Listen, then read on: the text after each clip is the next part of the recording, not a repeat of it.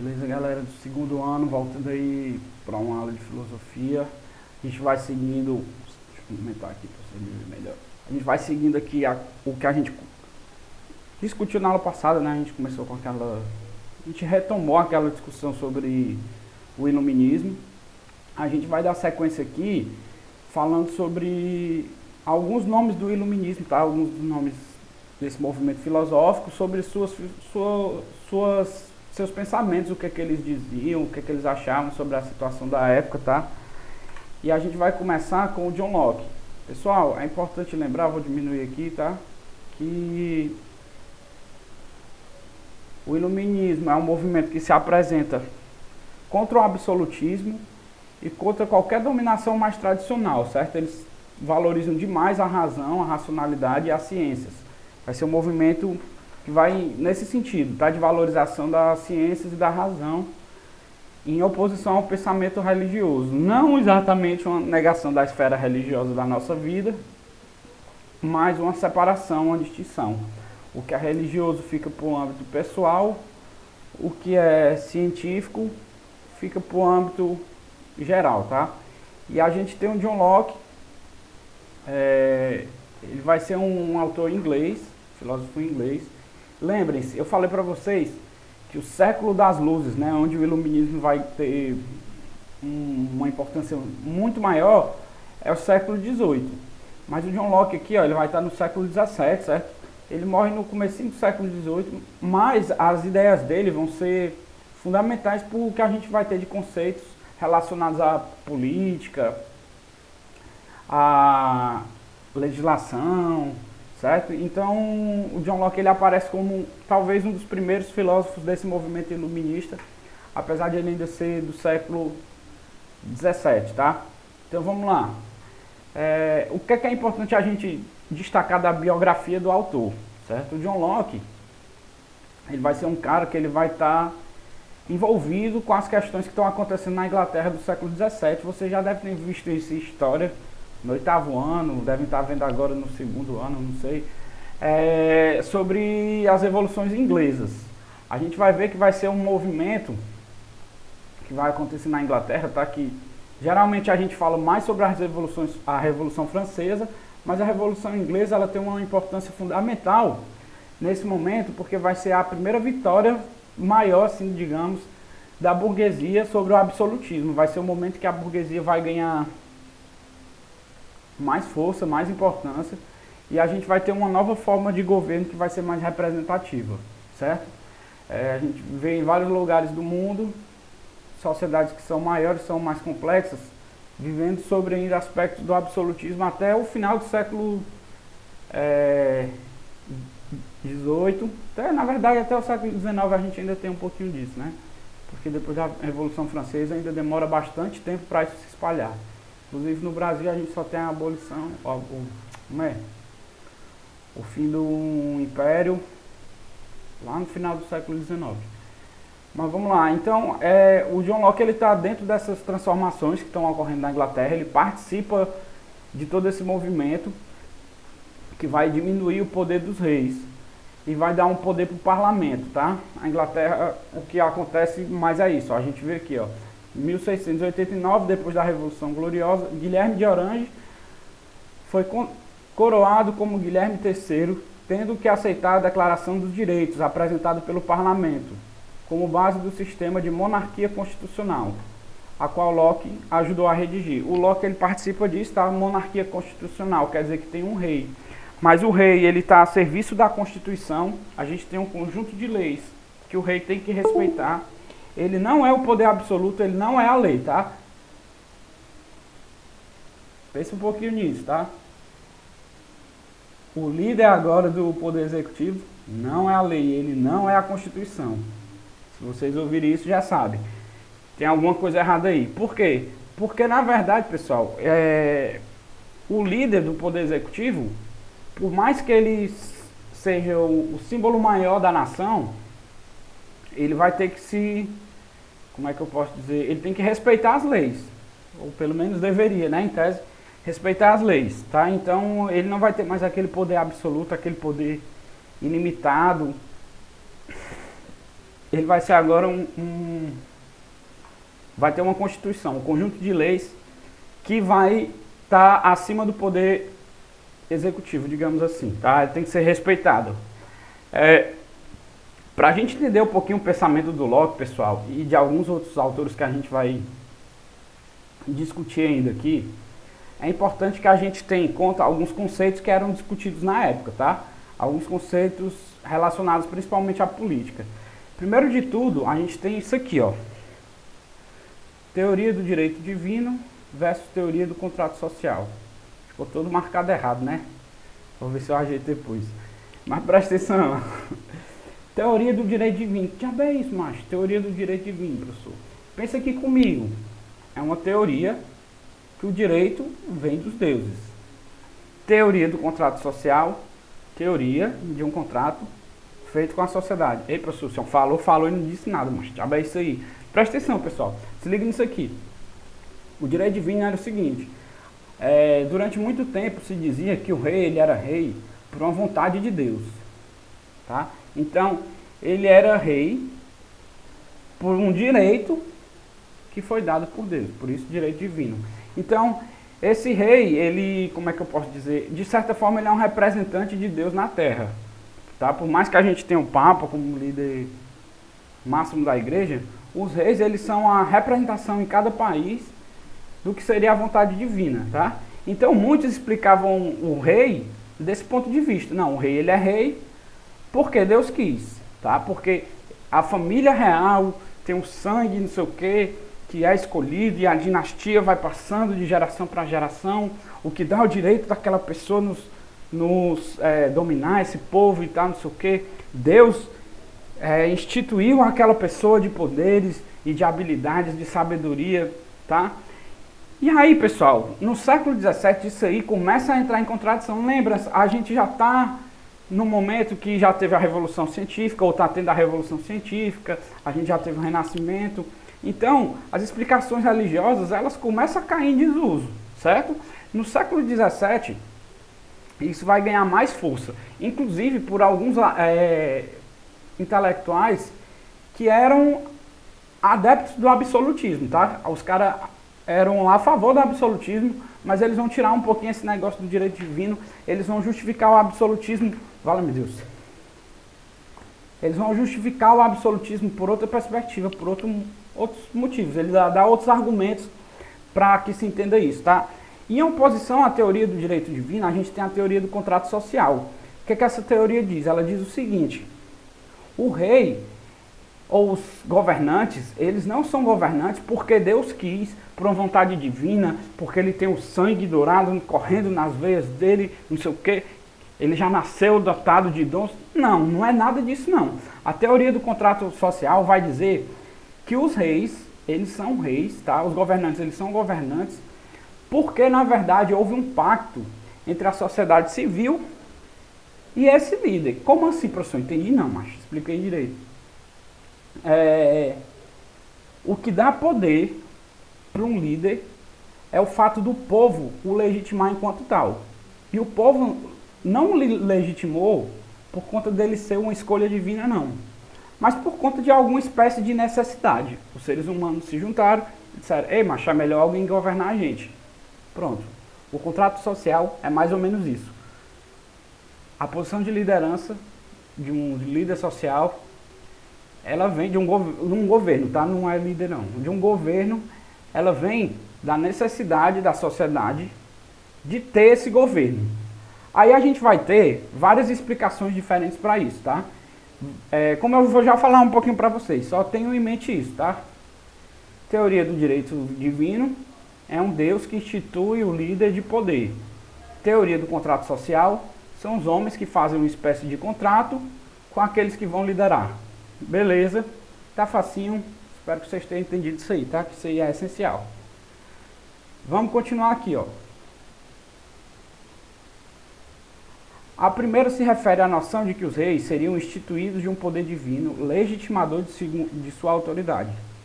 A segunda se refere à ideia de que seriam os homens em sociedade que escolheriam ser liderados por alguém.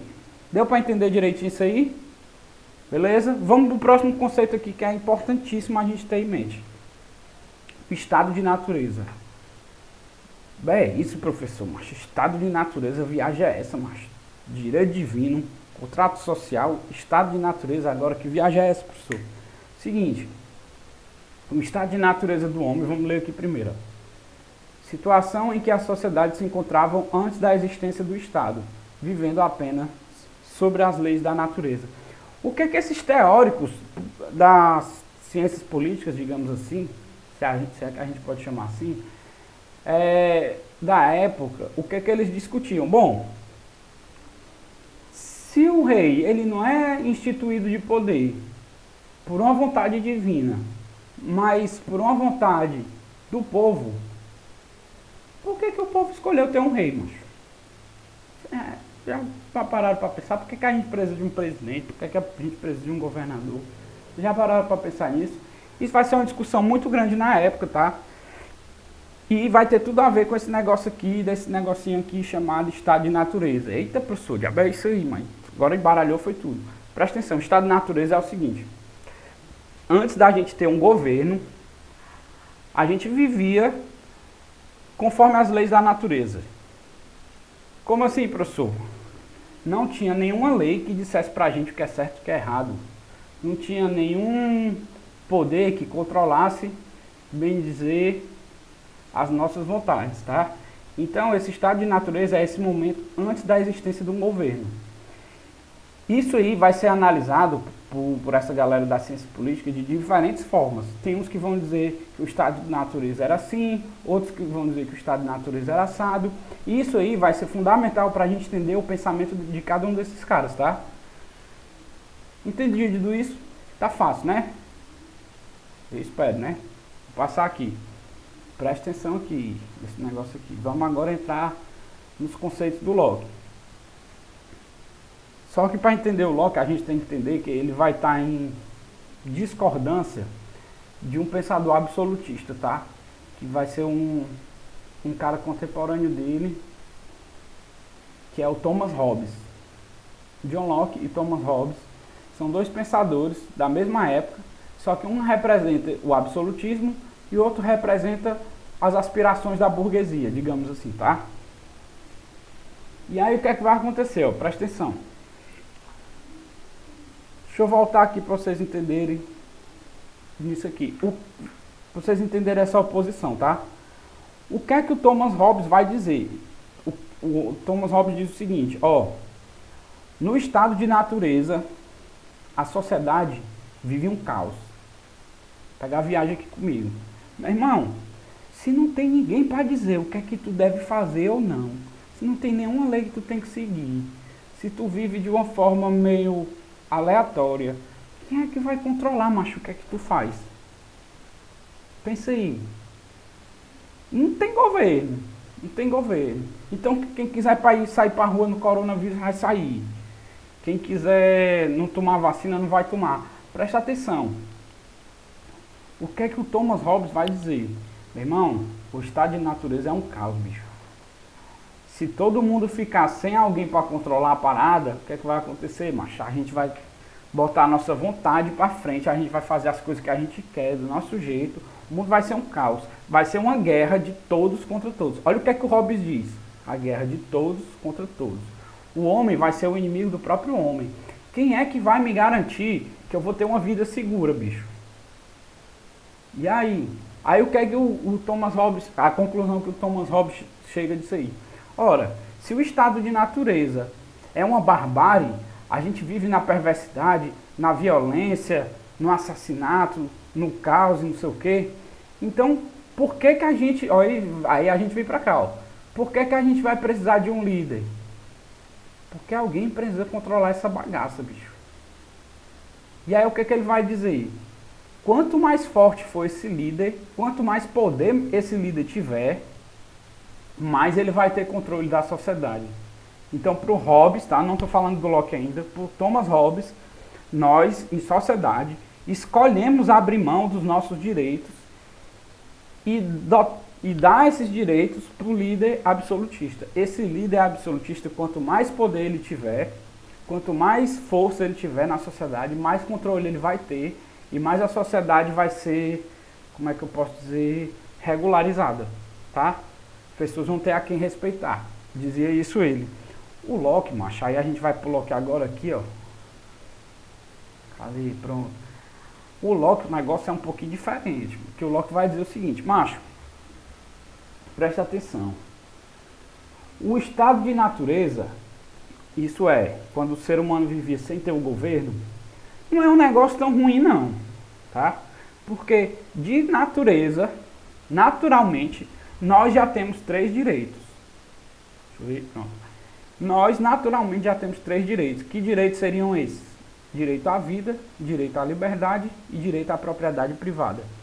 O Locke ele acredita que naturalmente, tá, no estado de natureza, todo ser humano tem o direito a essas 3 coisas. E o estado de natureza não necessariamente é uma coisa ruim, certo? Para o Locke, o estado de natureza não necessariamente é uma guerra de todos contra todos. Porque a gente já tem esses 3 direitos fundamentais. A gente já nasce com esses direitos. Só que tem um probleminha aí. Apesar de não necessariamente ser uma coisa ruim, quem me garante que não vai ser ruim? Peraí, professor, que viagem é essa, professor? O que, é que o senhor está falando aí?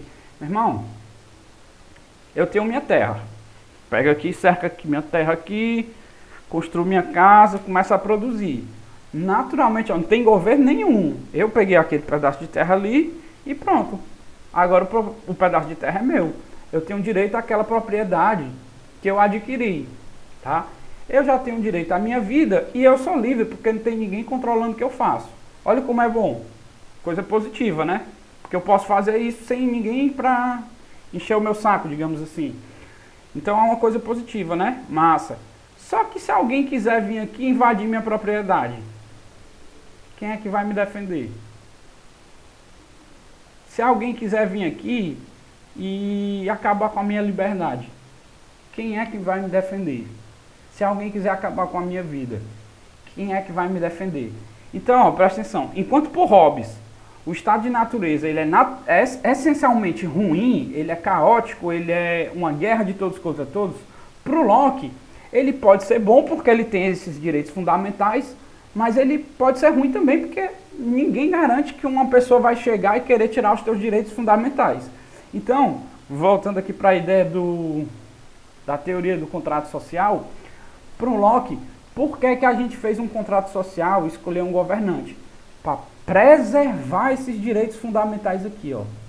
Então, para ele, a gente escolhe um governante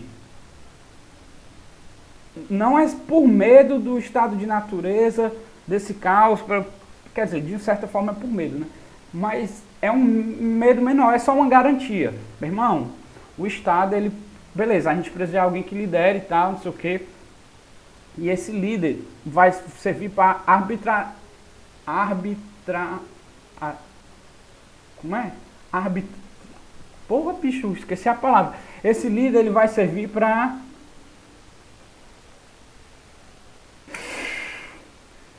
Mas como é que diz, Dudu? Esse líder, ele vai servir para amenizar os conflitos, digamos assim. Eu tenho um conflito, gerir os conflitos, pronto. Ele vai gerir os conflitos, olha a viagem, mas esse líder vai gerir os conflitos em que sentido? Que ele vai ser uma espécie de juiz. Ele vai ser neutro numa disputa. Por exemplo, eu fiz lá minha terra, não sei o que, estou plantando. Aí um maluco chega e diz assim, ei, macho, eu vou pegar esse bicho aí, meter a pé nele e tomar a terra dele. Aí eu vou lá no governo, não. Esse maluco aqui está querendo tirar o meu direito fundamental à propriedade, bicho. Olha aí, o que é que tu vai fazer? O governo, como um agente neutro, sem lutar por lado A ou B, ele vai, como é que eu posso dizer, arbitrar esse conflito, certo? Ele vai mediar através do que seriam as leis, tá? Então o governo, ele essencialmente, ele surge, pessoal, com a ideia de respeitar o teu direito natural. E aí, macho, isso aí vai ser fundamental para a gente entender o pensamento do Locke, porque o que é que acontece? E se um governo não estiver respeitando meus direitos fundamentais? Lembrem-se, ele é contra o absolutismo. Ele está lá na Inglaterra, que vai num movimento que vai derrubar o absolutismo. Presta atenção. O governo absolutista, ele te dá direito de ter liberdade? O governo absolutista não deixa tu escolher nem tua religião, macho. Olha a viagem aí. O governo absolutista preserva o teu direito à vida? Não, macho. O governo absolutista, se tu desobedecer, tu pode morrer. Porque ele está te controlando, ó. Ele controla a tua liberdade. E o que ele faz se tu não seguir a liberdade, as ordens dele? Ele te mata. Presta atenção, o governo absolutista, ele não protege teus direitos fundamentais. Enquanto para o Hobbes a gente entrega nossos direitos fundamentais para ficar protegido, para o Locke é os nossos direitos fundamentais que a gente tem que proteger. Vocês entenderam aí a diferença? E aí o Locke ele vai propor uma forma de governo que vai ficar conhecido como democracia representativa. O que é isso? Nós vamos escolher os nossos representantes. Na democracia grega, era uma democracia participativa, todos os cidadãos se reuniam na ágora, praça pública, né? Numa espécie de assembleia onde eles iam debater e juntos iam chegar à conclusão, iam votar e tal. Dá para todo mundo votar, mas na sociedade que a gente vive, dá não. Então o que é que o Locke propunha? O que vai acontecer mais ou menos na Inglaterra? A gente vai escolher os representantes daquela nação, que são aqueles que vão, como é que eu posso dizer, fazer as votações, tá? Construir as leis. Esse povo vai construir as leis e vai tentar preservar esses direitos aqui fundamentais do homem. O que é que acontece se um governo não conseguir